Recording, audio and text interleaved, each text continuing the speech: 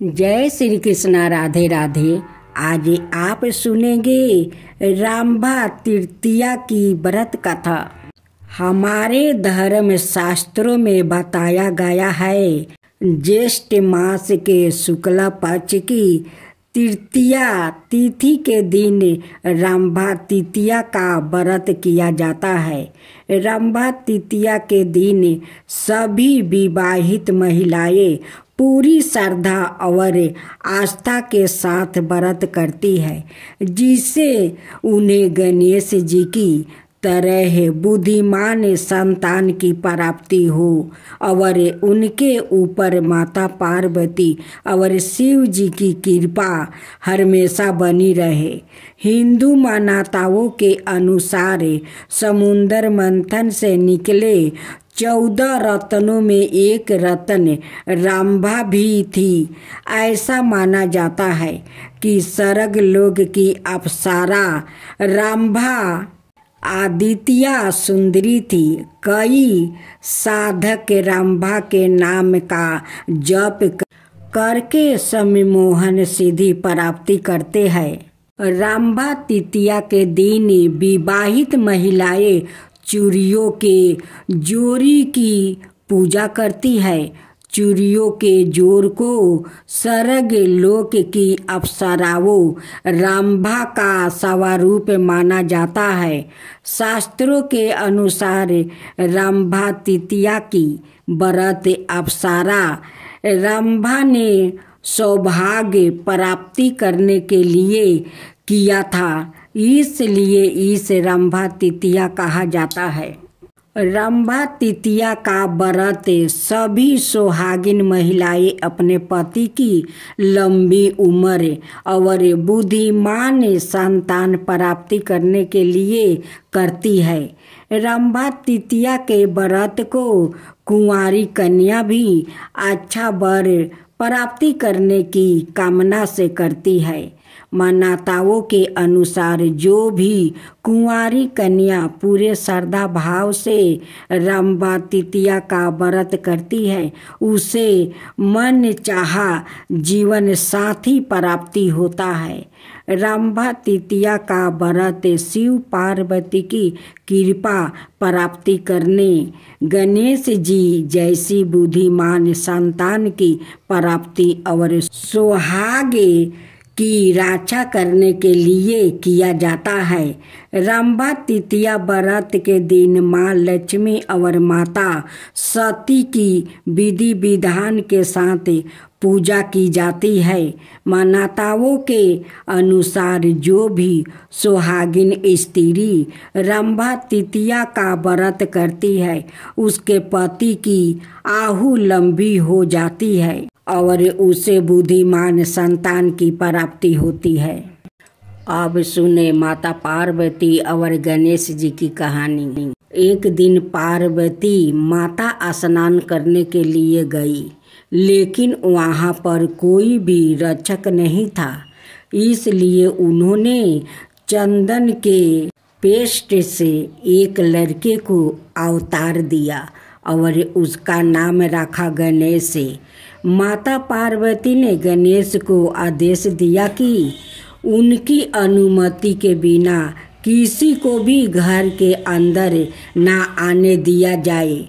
जब शिव जी वापस लौटे तो उन्होंने देखा कि द्वार पर एक लड़का खड़ा है।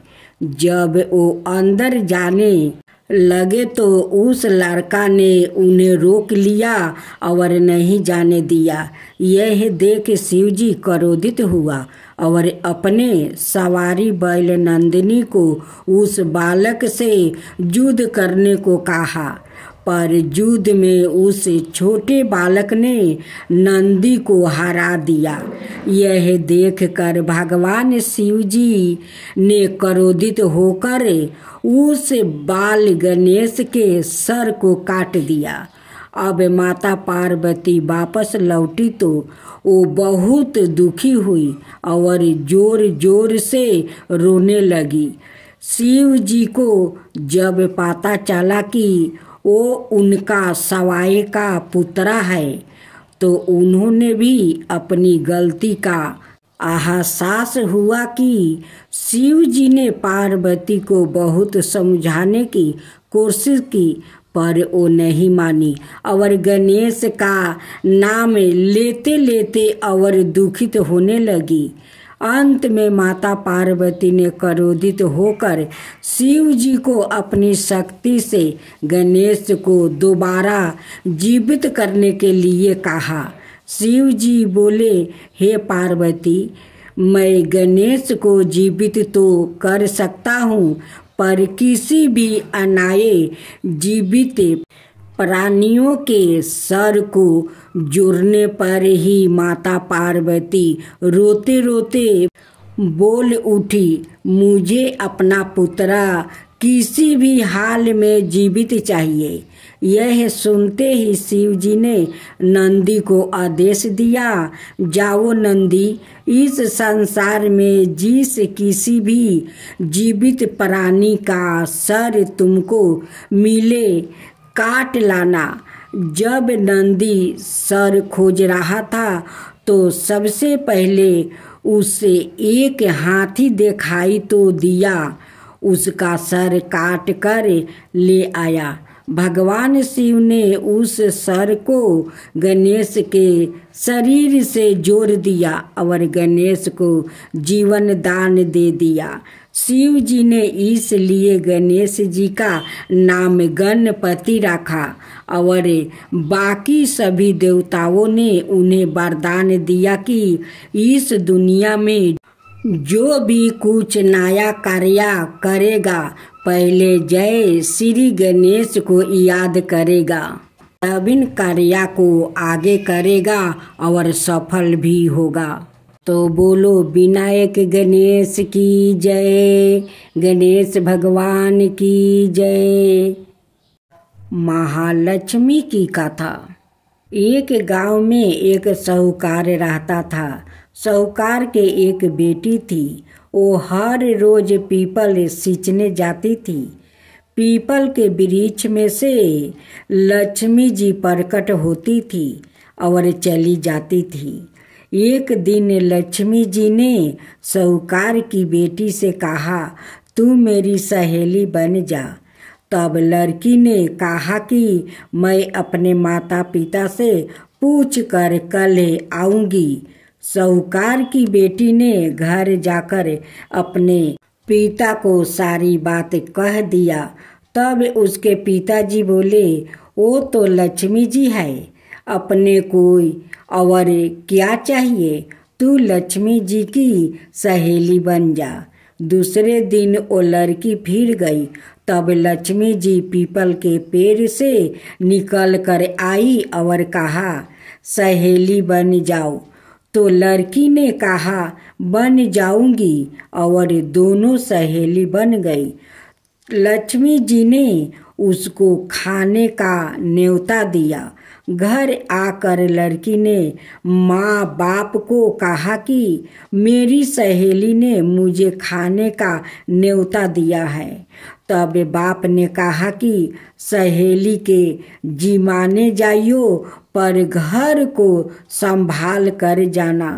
तब वो लक्ष्मी जी के यहाँ जिमाने गई तो लक्ष्मी जी ने उसे साल दुसाला ओढ़ने के लिए दिया, रुपये दिए, सोने की चौकी, सोना की थाली में 36 प्रकार का भोजन करवा दिया। भोजन कर जब वो जाने लगी तो लक्ष्मी जी ने पल्लू पकड़ लिया और कहा कि मैं भी तेरे घर भोजन करने आऊंगी। तो उसने कहा, आ जाइए। वो घर जाकर चुपचाप बैठ गई। तब बाप ने पूछा कि बेटी, सहेली के यहाँ भोजन कर आ गई और तू उदास क्यों बैठी है? तो उसने कहा, पिताजी, मेरे को लक्ष्मी जी ने इतना दिया, अनेक प्रकार के भोजन करवाया, परंतु मैं कैसे भोजन कराऊंगी? अपने घर में तो कुछ भी नहीं है। तब उसकी पिता ने कहा कि गोबर मिट्टी से चौका लगाकर घर की सफाई कर लेना, 4 मुख वाला दिया जलाकर लक्ष्मी जी का नाम लेकर रसोई में बैठ जाना। लड़की सफाई करके लड्डू लेकर बैठ गई। उसी समय एक रानी नहा रही थी। उसका 9 लाखा हार चील उठाकर ले गई और उसके घर और 9 लाखा हार डाल गई और उसका लड्डू ले गई। बाद में वो हार को तोड़कर बाजार में बेचने गई और सामान लेने लगी। तो सोनार ने पूछा कि क्या चाहिए। तब उसने कहा कि सोने की थाली, सोने का थाल, साल दुसाला दे दो, मोहर दे दो और समगरही दे दो। 36 प्रकार का भोजन हो जाए, इतना सामान दे दो। सारी चीजें लेकर बहुत तैयारी करी और रसोई बनाई। तब गणेश जी से कहा कि लक्ष्मी जी को बुलाओ। आगे आगे गणेश जी और पीछे पीछे लक्ष्मी जी आई।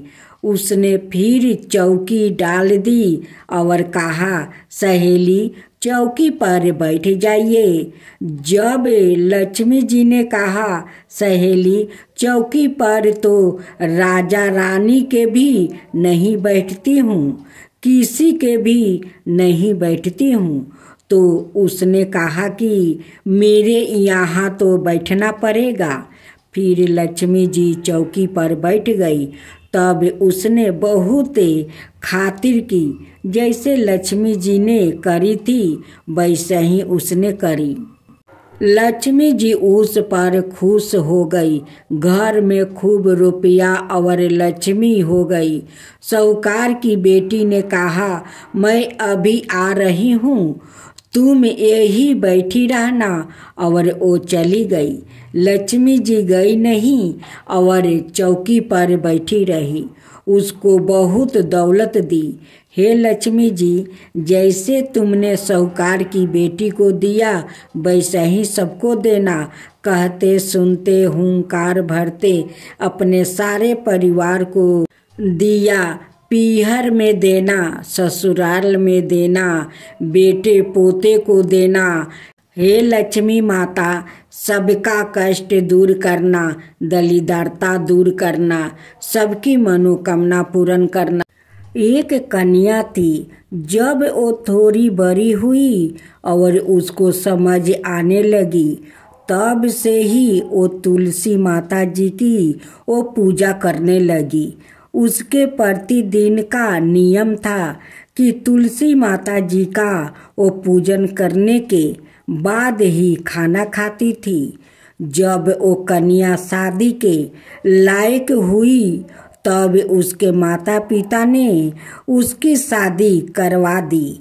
कन्या को उसके माता पिता ने दहेज में भी एक तुलसी का गमला दिया। ससुराल में वो प्रतिदिन सवेरे उठती है, पूजा करती है, फिर उसके बाद ही खाना खाने बैठती है। उसकी 2 जेठानी थी। वो दोनों उसका मजाक उड़ाती थी कि बड़ी नियम धर्म वाली बनती है। उन दोनों को उससे बहुत ईर्ष्या होती थी। इसलिए वो दोनों तुलसी जी का गमला छुपा देती है। वो कन्या बड़ी मुश्किल से गमला ढूंढ कर लाती है, अच्छे से पूजा करती है और फिर खाना खाती है। वो गमला ढूंढ कर ले आती तो एक दिन तो उसकी जेठानी ने क्या किया कि गमला ही दूर फेंक दिया। कन्या ने खूब ढूंढा पर उसे गमला नहीं मिला। वो बहुत ही परेशान हो गई। उस दिन तो उसने खाना भी नहीं खाया। उसका नियम जो था, उस कन्या की सच्ची भक्ति देखकर तुलसी माता उससे बहुत प्रसन्न हो गई और उसके कमरे में तुलसी माता का गमला प्रकट हो गया। अगले दिन सुबह जब वो उठी तो क्या देखती है कि उसके खाट के चारों कोने पर तुलसी माता का गमला आ गया है। यह देख कर वो तो बहुत प्रसन्न हो गई कि अब मेरी तुलसी माता को कोई चुरा नहीं सकेगा। पूजन करने के लिए भी कहीं और जाना नहीं पड़ेगा और कोई मेरी तुलसी माता को फेंक भी नहीं सकेगा। वो तो जल्दी से उठकर स्नान करती है और तुलसी माता की पूजन कर लेती है। जब वो खाना खाने बैठती तो उसकी जेठानियाँ मजाक करने लगी कि लो, देवरानी का नियम धर्म पूरा हो गया। उससे पूछती है कि तुलसी जी की पूजा कर ली क्या? देवरानी धीरे से बोलती है कि कर लिया। जेठानी बोलती है, कहाँ से कर ली? पूजा का गमला तो मैं फेंक दिया था। देवरानी कहती है कि देख लो, मेरे कमरे में खाट पर तुलसी जी लग रही है। जेठानी बहुत शर्मिंदा हुई और बोली कि देवरानी, तेरी भक्ति सच्ची है रे, हमने तुझे बहुत परेशान किया, हमें माफ कर देना। देवरानी उन्हें माफ कर देती है। हम सभी तुलसी माता जी से यही प्रार्थना करते हैं कि हे तुलसी माता, जैसी कृपा आपने देवरानी पर करी वैसा ही हम सब पर भी करना। अब सुने गंगा दशहरा की कथा। पुराणों में ऐसा कहा गया है कि ज्येष्ठ मास में शुक्ल पक्ष की दशमी को बुधवार के दिन हस्त नक्षत्र में पावन गंगा जी का स्वर्गलोक से इस भूतल पर अवतार राजा भागीरथ की तपस्या से ब्रह्मा और शिव के दिए वरदान से हुआ। तभी से गंगा निरंतर प्रवाहशील होकर समुद्र में जाकर मिल जाती है। यदि गंगा दशहरा के दिन आज भी अस्त नक्षत्र और बुधवार संध्या बस आ जाए तो गंगा में स्नान करने का अंत फल प्राप्ति होता है। जीवन में किए हुए मनुष्यों के सब पाप धुल जाते हैं। यूं भी गंगा स्नान का काफी महत्म्य शास्त्रों में बताया गया है, क्योंकि इसका जल सर्वथा विकार रहित, बेकार नाशक और परम पावन माना गया है। गंगा को माता की पदवी दी गई है। इसका जल अमृत के समान गुणकारी माना जाता है। भविष्य पुराण में लिखा है कि जो मनुष्य इस पर्व के दिन गंगा के पानी में खड़ा होकर 10 बार गंगा अस्त्रो पढ़ता है, और वो चाहे गरीब हो या अमीर, समर्थवान हो या असमर्थ हो, वो गंगा को पूज कर उस फल को पाता है। जो कोई गंगा यंत्रों को श्रद्धा और विश्वास के साथ पढ़ता या सुनता है, वो शरीर, वाणी और चित्त से होने वाले 10 तरह के पापों से मुक्ति हो जाता है। इसलिए इस तिथि को दशहरा कहते हैं। इन 10 प्रकार के पापों में जीव हिंसा, तप, संताप, गौ, गुरु और देवताओं का अपमान, काले सरफे गरहन योगे। मार्तु पीड़तु दोषे अंत करन की। मलिनता मन वचन कर्म फल अपराध भूत प्रेत बाधा अवरे।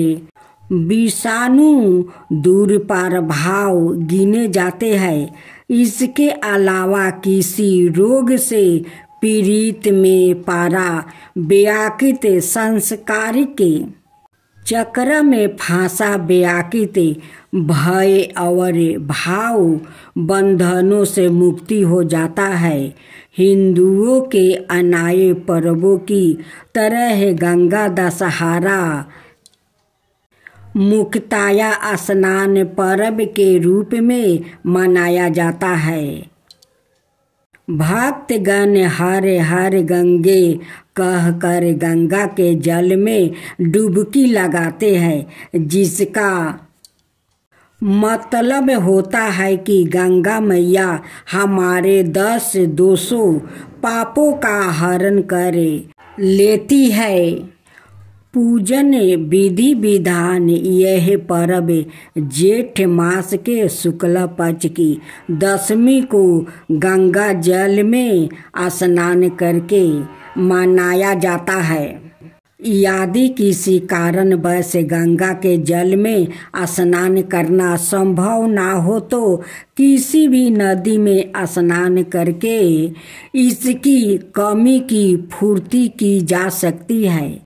आम तौर पर समन्वय भक्तगणों अपने घर में ही स्नान करते समय गंगा जल की कुछ बूंद डालकर उसे ही गंगा जल मानकर स्नान कर लेते हैं। स्नान के दौरान गंगा जी मंत्र ओम नमो भगवती हीली हीली मिली मिली गंगे माँ पवाए पवाए स्वाहा से भक्ति पूर्ण मन में आचरण करे। इस दिन गंगा का पूजन गौरी के पूजन के समान ही करने का विधान है। दीप जलाकर गंगा के जल में प्रवाहित करना एक पुण्य परंपरा मानी जाती है। जब दीप मलाई गंगा जल में बहती है तो ऐसा लगता है कि मानो आकाश के तारे धरती पर उतर आया है। इस पर्व के अवसर पर श्रद्धालु दर्पण कर सवाए और पूर्वजों के नाम पर जल में गोते लगाते हैं, स्नान कर दान देते हैं। इस कृत्य को परम पावन मोक्षदायी माना जाता है। इस दिन शिवलिंग का पूजन करने रात्रि जागरण करने का भी विधान है, जिसका अंत फल प्राप्ति होता है। गंगा अवतार की कथा का वर्णन वाल्मीकि रामायण, देवी भागवत महाभारत और स्कंद पुराण में मिलता है। पुरातन युग में अयोध्यापति महाराज सागर ने एक बार विशाल यज्ञ का आयोजन किया और उसकी सुरक्षा का भार उन्होंने अपने पुत्र अंशुमान को सौंप दिया। देवराज इंद्र ने राजा सागर के घोड़ा का अपहरण कर लिया तो यज्ञ के कार्य में रुकावट पैदा हो गई। इंद्र ने घोड़ा का अपहरण कर उसे कपिल मुनि के आश्रम में बांध दिया। घोड़े को खोजते हुए राजा सागर के पुत्र जब कपिल मुनि के आश्रम में पहुंचा तो कोलाहल सुनकर कपिल मुनि की समाधि टूट गई। परिणाम स्वरूप वो क्रोधित हो गए और उनकी क्रोध अग्नि में जल कर राजा के हजारों पुत्र भस्म हो गया। अंशुमान घोड़े की खोज में जब मुनि के आश्रम में पहुंचा तो वहाँ महात्मा गरुड़ ने उस सागर के हजारों पुत्र के भस्म होने की जानकारी दी। उनकी मुक्ति का मार्ग उन्होंने स्वर्ग से गंगा जी को पृथ्वी पर लाना भी बताया। चौकी पहले जग शुरू करवाना जरूरी था। अंत अंशुमन ने घोड़े को जग मंडप पहुंचाया और जग करवाया। फिर राजा सागर को पूरा वृत्तांत बताया। कुछ समय बाद राजा सागर का देहांत हो गया। जीवन पर्यंत तपस्या करके गंगा जी को पृथ्वी पर लाने का बीड़ा अंशुमन ने और उसके पुत्र दिलीप ने उठाया, लेकिन उन्हें सफलता नहीं मिली। दिलीप के पुत्र भागीरथ ने जब कई बरस तक कठोर तपस्या की, तब कहीं जाकर वर्मा जी प्रसन्न हुए और उन्होंने भागीरथ से वर मांगने को कहा। भागीरथ ने गंगा जी को पृथ्वी पर भेजने के लिए निवेदन किया। वर्मा ने कहा कि गंगा का भार और वेग संभालने की शक्ति केवल भगवान शंकर में है। अतः तुम पहले उन्हें प्रसन्न कर लो और गंगा को मांग लो। भागीरथ ने फिर कठोर तपस्या की और शंकर भगवान को अपनी जाटा फैलाकर गंगा जी को धारण करने के लिए तैयार किया। जब वर्मा जी ने अपने कमंडलू से गंगा को छोड़ा तो वो शंकर जी की जटाओं में ही उलझ कर रह गई। भागीरथ द्वारा बार बार अनुनय विनय करने पर शंकर जी ने गंगा को हिमालय में वर्मा जी द्वारा बनाए बिंदुसर में छोड़ा, जहाँ से उनकी अनेक धाराएं फूट पड़ी। जब गंगा का जल कपिल मुनि के आश्रम में पहुंचा तो महाराज सागर के 60,000 भस्म हुए पुत्र श्राप मुक्त हो गया।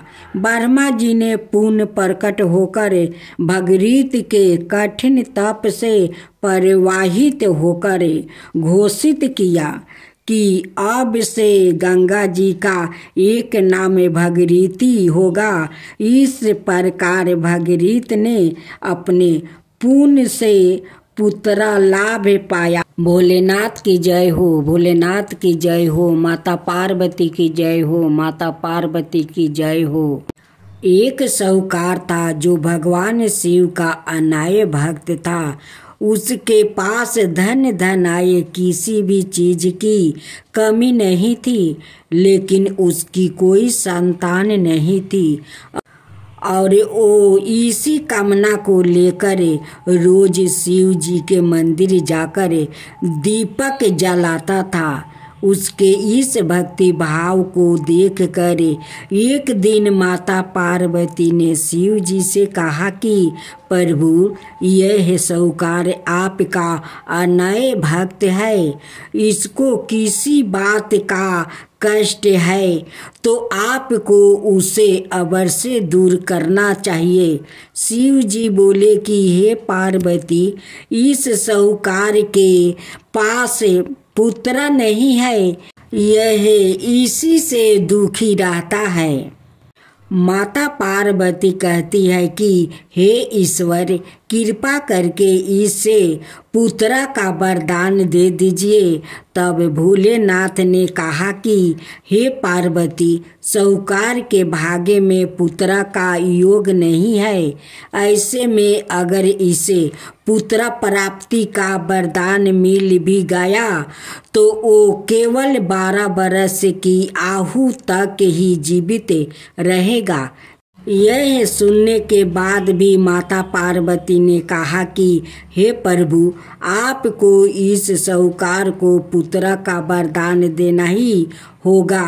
अनाथ भक्त क्यों आपकी सेवा पूजा करेंगे। माता के बार बार कहने से भोलेनाथ ने साहूकार को पुत्र का वरदान दे दिया, लेकिन यह भी कहा कि वो केवल 12 बरस तक ही जीवित रहेगा। साहूकार यह सारी बातें सुन रहा था, इसलिए उसे ना तो खुशी हुई और ना ही दुख। वो पहले की तरह भोलेनाथ की पूजा अर्चना करता रहा। उधर सेठानी गर्भवती हुई और 9 महीने के बाद एक सुंदर सा बालक की प्राप्ति हुई। परिवार में खूब उत्साह मनाया गया, लेकिन साहूकार पहले ही की तरह रहा और उसने लड़का की 12 बरस की आहू का जिक्र किसी से भी नहीं किया। जब बालक 11 बरस की आहू हो गई तो एक दिन साहूकार की सेठानी ने बालक के विवाह के लिए कहा, तो साहूकार ने कहा कि वो अभी बालक को पढ़ने के लिए काशी जी भेजेंगे। इसके बाद उसने बालक के मामा जी को बुलाया और कहा कि इसे काशी पढ़ने के लिए ले जाओ और रास्ते में जिस भी स्थान पर रुकना वहाँ यज्ञ करते और ब्राह्मणों को भोजन कराते हुए आगे बढ़ना। उन्होंने भी इसी तरह करते हुए जा रहे थे कि रास्ते में एक राजकुमारी का विवाह था। जिससे उसका विवाह होने वाला था वो एक आंख से काना था। तो उसके पिता ने जब अति सुंदर साहूकार के बेटे को देखा तो उनके मन में आया कि क्यों ना इसे ही घोड़ी पर बैठाकर शादी के सारे कार्य संपन्न करवा लिया जाए। तो उन्होंने मामा से बात की और कहा कि इसके बदले में वो अथाह धन देंगे। तो वो भी राजी हो गया। इसके बाद साहूकार का बेटा विवाह की वेदी पर बैठा और जब विवाह कार्य संपन्न हो गया तो जाने से पहले उसने राजकुमारी की चदरी के पल्लू पर लिखा कि तेरा विवाह तो मेरे साथ हुआ, लेकिन जिस राजकुमार के साथ भेजेंगे वो तो एक आँख का काना है। इसके बाद वो अपने मामा के साथ काशी के लिए चल गया। उधर जब राजकुमारी ने अपनी चुनरी पर यह लिखा हुआ पाया तो उसने राजकुमार के साथ जाने से मना कर दिया। तो राजा ने भी अपनी पुत्री को बारात के साथ विदा नहीं किया। बारात वापस लौट गई। उधर मामा और भांजे काशी पहुंच गए थे। एक दिन जब मामा ने जग रचा रखा था और भांजा बहुत देर तक बाहर नहीं आए तो मामा ने अंदर जाकर देखा तो भांजे का प्राण निकल चुके थे। वो बहुत परेशान हुए, लेकिन सोचा कि अभी रोना पीटना मचाया तो ब्राह्मण चल जाएंगे और यज्ञ का कार्य अधूरा रह जाएगा। जब यज्ञ संपन्न हुआ तो मामा ने रोना पीटना शुरू किया। उसी समय शिव पार्वती उधर से जा रहे थे तो माता पार्वती ने शिव जी से पूछा, हे प्रभु, यह कौन रो रहा है। तभी उन्हें पता चलता है कि यह तो भोलेनाथ के आशीर्वाद से जन्मे जन्म हुआ साहूकार का पुत्रा है। तब माता पार्वती कहती है कि हे स्वामी, इसे जीवित कर दीजिए। अनाथ रोते रोते इसके माता पिता के प्राण निकल जाएंगे। तब भोलेनाथ ने कहा कि हे पार्वती, इसकी आहु इतना ही थी, सो वो भोग चुका है। लेकिन माँ के बार बार आग्रह करने पर भोलेनाथ ने जीवित कर दिया। लड़का ओम नमः शिवाय करते हुए उठा और मामा भांजे दोनों के ईश्वर को धन्यवाद दिया और अपनी नगरी की ओर लौटा। रास्ते में वही नगर पारा और राजकुमारी ने उन्हें पहचान लिया। तब राजा ने राजकुमारी को साहूकार के बेटे के साथ बहुत सारे धन धनाये के साथ विदा किया। उधर साहूकार और उसकी पत्नी छत पर बैठे थे। उन्होंने यह प्रण कर रखा था कि यदि उनका पुत्र सकुशल ना लौटा तो वो छत से कूदकर अपना प्राण त्याग देंगे। तभी लड़के के मामा ने आकर साहूकार के बेटे और बहू के आने का समाचार सुनाया, लेकिन वो नहीं माने तो मामा ने शपथ पूर्वक कहा। तब तो दोनों को विश्वास हो गया और दोनों ने अपने बेटे बहू का स्वागत किया। उसी रात साहूकार को सपने में शिव जी ने दर्शन दिया और कहा कि तुम्हारे पूजन से मैं प्रसन्न हुआ।